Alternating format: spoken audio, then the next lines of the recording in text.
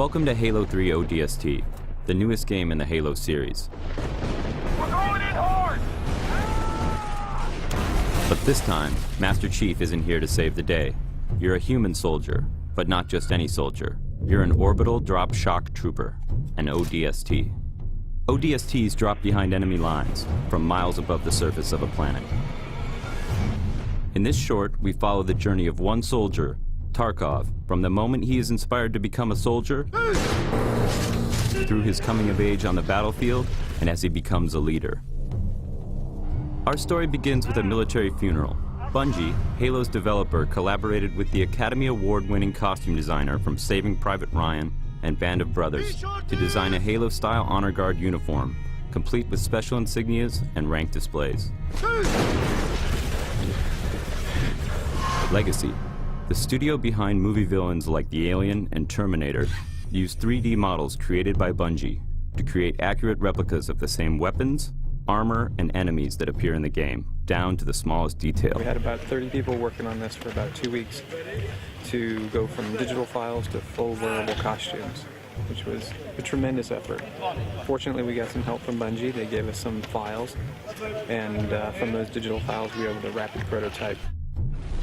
Included was the game's newest weapon, the silenced submachine gun. They also created the special ODST armor from the shiny new version right off their assembly line to the battle-scarred version worn by the characters in the short. With the same 3D models from the game, they created an actual brute miner, one of the game's main enemies. Its facial expressions were controlled by tiny motors linked to a remote control. The brute even has its signature spike rifle. Paratroopers today use parachutes, but 500 years from now, the parachute has been replaced by a drop pod. Drop pod is a single-man method of insertion, so you can think of it almost as a manned bomb. This is the way that ODSTs insert into battle. They drop in from orbit in single-man pods, the doors blow off, and they come out fighting. To replicate a drop, an interior section of a single pod was built. Then the visual effects artists at Asylum created a dizzying freefall view and comped in view screens to show other ODSTs and the pod's various gauges and controls.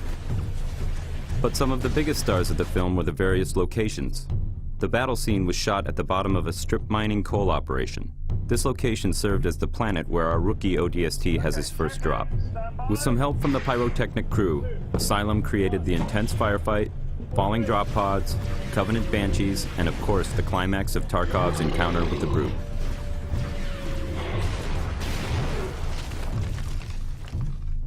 For the funeral, a military cemetery was created inside the cooling tower of an active nuclear power plant. Just outside the tower, a mud pit, an obstacle wall, and a razor wire course were created to simulate ODST training. Our drill instructors, actual Hungarian Special Forces soldiers, fired blanks as the recruits crawled through the razor wire. Finally, the shoot moved to an abandoned Soviet aluminum refinery. This is the location of the final Battle Cross memorial scene. Tarkov, now older, pays his last respects to a fallen squad mate, then leads his young soldiers into battle once again.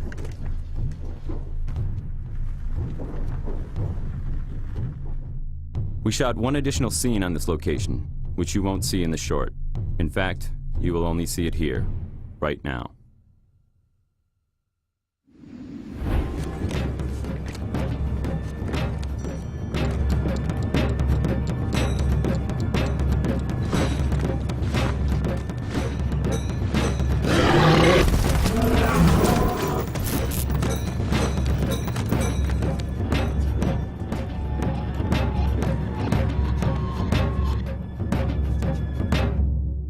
The ODST.